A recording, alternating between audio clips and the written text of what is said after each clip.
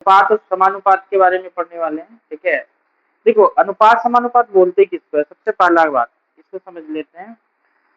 अनुपात समानुपात इसको कहेंगे।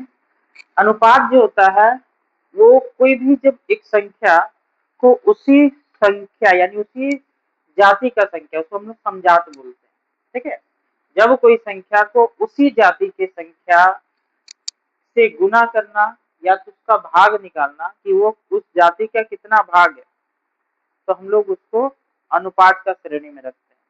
यानी अनुपात है क्या, एक संख्या का दूसरा संख्या जो उसी जाति का है वो पहला संख्या का कितना गुना है या पहला संख्या का कितना भाग है, उसी को हम लोग क्या बोलेंगे, अनुपात बोलेंगे। उदाहरण देकर के समझते हैं।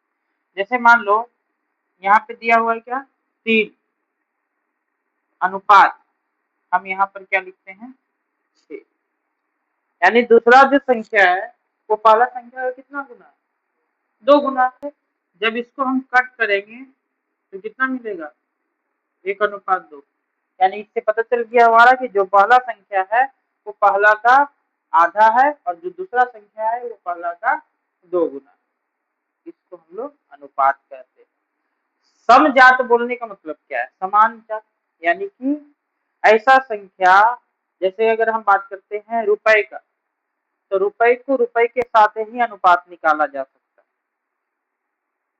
अगर हम समय का निकालना है जैसे वर्ष का, तो वर्ष के साथ ही हम उसका अनुपात निकालेंगे, इसीलिए इसको बोला गया समजात, यानी कि समान मान वाला पद या संख्या। ठीक है, अगर हम बोलेंगे कि हम रुपए के साथ वर्ष का अनुपात निकाले तो नहीं होगा, उसका अनुपात नहीं निकाल पाएंगे। हम घंटा यानी समय का यूनिट है, इकाई है, मिनट समय का इकाई है, हम लोग उसके बीच में अनुपात निकाल सकते हैं एक इकाई में बदल के। जैसे अगर हम बात बोलेंगे कि 1 घंटा और 1 सेकेंड में कितना का अनुपात बनेगा, तो घंटा को पहले हमको क्या करना होगा, सेकेंड में बदलना पड़ेगा, उसके बाद दोनों के बीच का अनुपात हम लोग निकालेंगे, है ना, क्योंकि समान जात वाला संख्या हो जाएगा। अब एक का इकाई घंटा है, एक का इकाई सेकेंड है, तो अनुपात नहीं निकलेगा।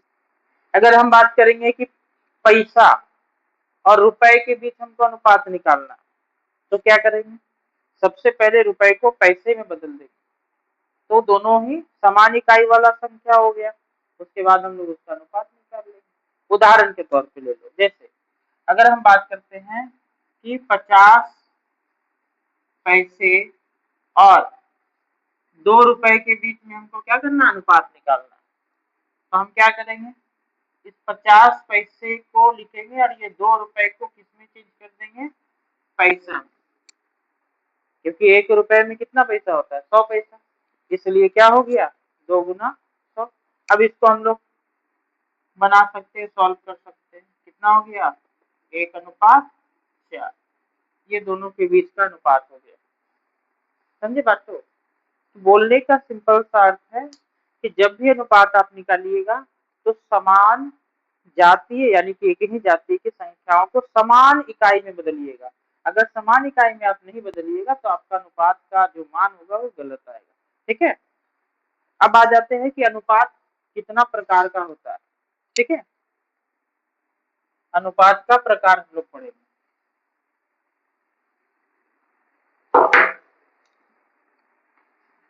देखिए, एक होगा लघु अनुपात।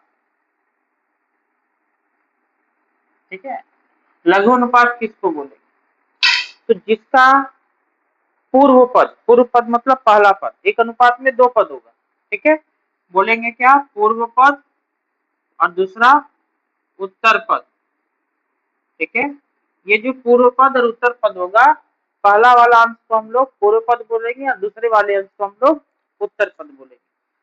अगर पूर्व पद जो है वो उत्तर पद से छोटा हुआ, पूर्व पद जो होगा वो क्या होगा, उत्तर पद से छोटा होगा, तब उस अनुपात को हम लोग क्या बोलेंगे, लघु अनुपात। एक उदाहरण ले लेते हैं, जैसे अगर हम बात करते हैं 2:3, देखो ये 2 जो है वो छोटा है किससे, 3 से, तो इसको हम लोग क्या बोलेंगे, लघु अनुपात बोलेंगे, है कि नहीं है।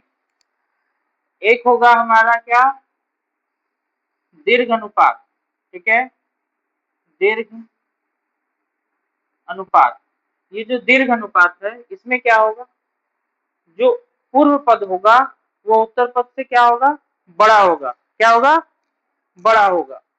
अगर हम बात करते हैं इसका उदाहरण, तो हम इसी को लिख सकते हैं 3:2 में, जहाँ 3 जो है वो क्या है, 2 से बड़ा है, यानी कि ये अनुपात क्या कहलाया, दीर्घ अनुपात।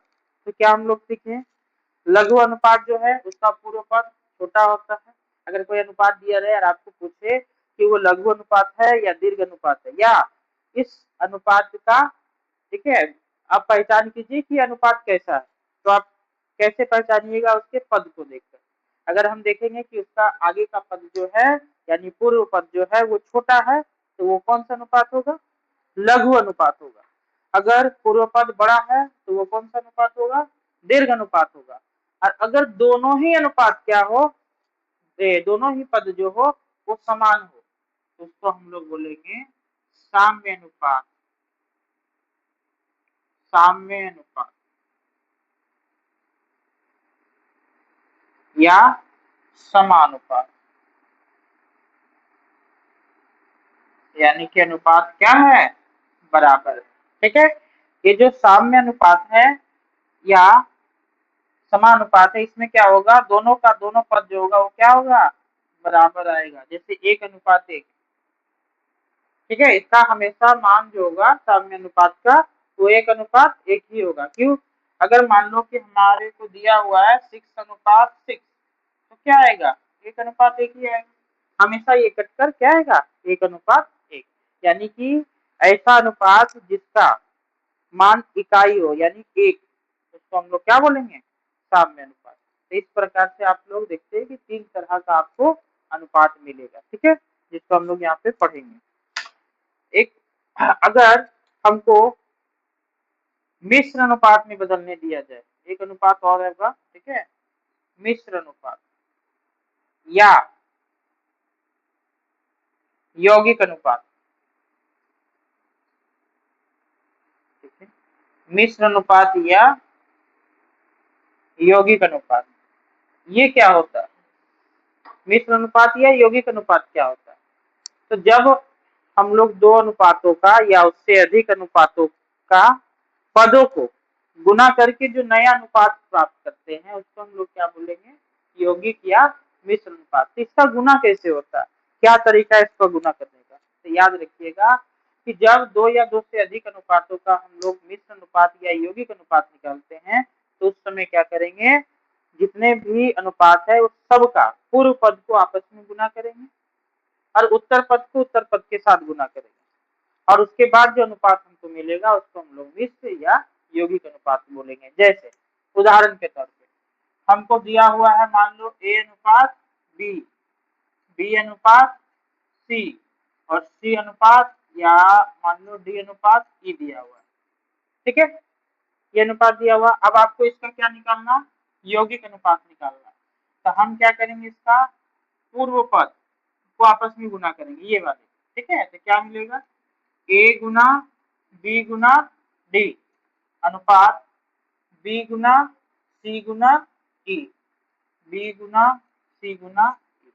इनकेस अगर इसमें समान अंक आ जाता है तो उसको काट के हम छोटा कर सकते हैं, यानी अगर कटने लायक अनुपात हो तो उसको हम लोग काट सकते हैं, काट के छोटा कर सकते हैं। जैसे देखो इसमें बी और बी कैंसिल हो गया और कुछ है नहीं ना, तो ए डी अनुपात सी, ये जो आया इसको हम लोग यौगिक या मिश्र अनुपात बोलेंगे। एक अंक में उदाहरण अगर देखते हैं, जैसे 2:3 और 5:7 का आपको यौगिक अनुपात निकालना, तो क्या करेंगे, हम लोग पूर्व पद को पूर्व पद के साथ गुना करेंगे, यानी 2 गुना 5 अनुपात उत्तर पद को उत्तर पद के साथ गुना करेंगे, 3 गुना 7, कितना हो गया, 10:11, ठीक है, 11 बोल रहे, 10:21।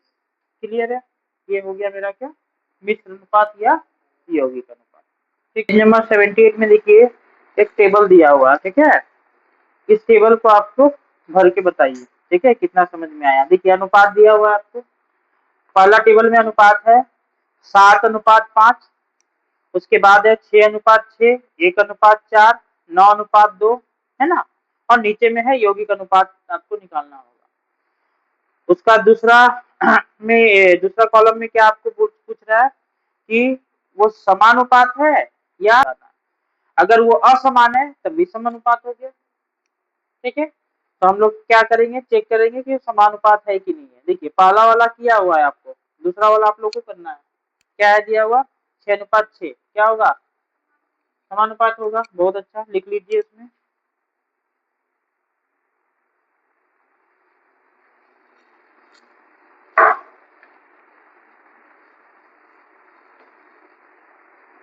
ठीक है, अब इसमें देखिए, तो इसलिए उसका जो गुरु अनुपात और लघु अनुपात वाला कॉलम को छोड़ दीजिएगा।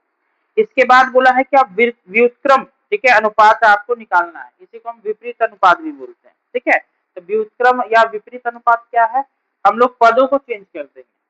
ठीक है, पद को चेंज कर देने का अर्थ क्या है, पूर्व पद को उत्तर पद और उत्तर पद को पूर्व पद बना देना है। जैसे अगर हम बात करते हैं 1:4 का व्युत्क्रम अनुपात निकालना है, तो क्या हो जाएगा, 4:1।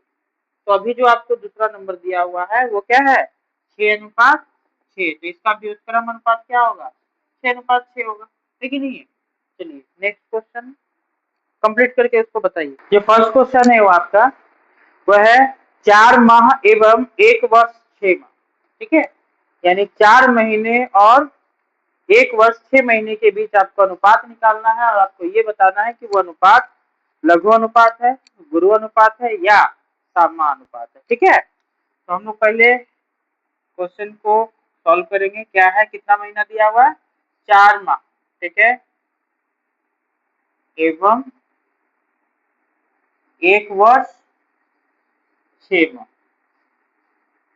हम लोग पहले क्या बोले थे, स्टार्टिंग में ही बोले कि जब भी अनुपात निकालिएगा उसको पहले समान इकाई में बदल लीजिएगा। जैसे यहाँ पे महीना और महीना है, यहाँ वर्ष भी दिया हुआ, तो वर्ष को पहले क्या करेंगे, हम लोग महीने में बदल देंगे। वर्ष को हम लोग महीने में बदलेंगे, उसके बाद उसका अनुपात निकालेंगे। एक बात बताइए, 1 वर्ष में कितना महीना होता है, ठीक है, 1 वर्ष बराबर 12 महीना। ठीक है, यानी 12 माह। इसलिए 1 वर्ष 6 माह में कितना महीना हो गया, 18 महीना, है कि नहीं है। 1 वर्ष में 12 और 6 महीना, टोटल कितना हो गया, 18 महीना। इसलिए इन दोनों के बीच में अनुपात क्या निकलेगा, अभिष्ट अनुपात। अभिष्ट अनुपात बराबर क्या हो गया, 4:18। ठीक है, इसको कट कीजिए, कितनी बार में कटेगा, 2 बार में, और ये 9 बार में, और कटेगा क्या, तो क्या आ गया आंसर हमारा, 2:9। ठीक है, तो ये बात बताइए कि ये कौन सा अनुपात कहलाएगा, लघु अनुपात कहलाएगा, दीर्घ अनुपात यानी गुरु अनुपात कहलाएगा, या समानुपात कहलाएगा। कौन सा अनुपात है, लघु अनुपात। कैसे पहचानेंगे लघु अनुपात है, इसका पूर्व पद क्या है, छोटा है। ठीक है, चलिए, तो ये हो गया हमारा, ठीक है, लघु अनुपात।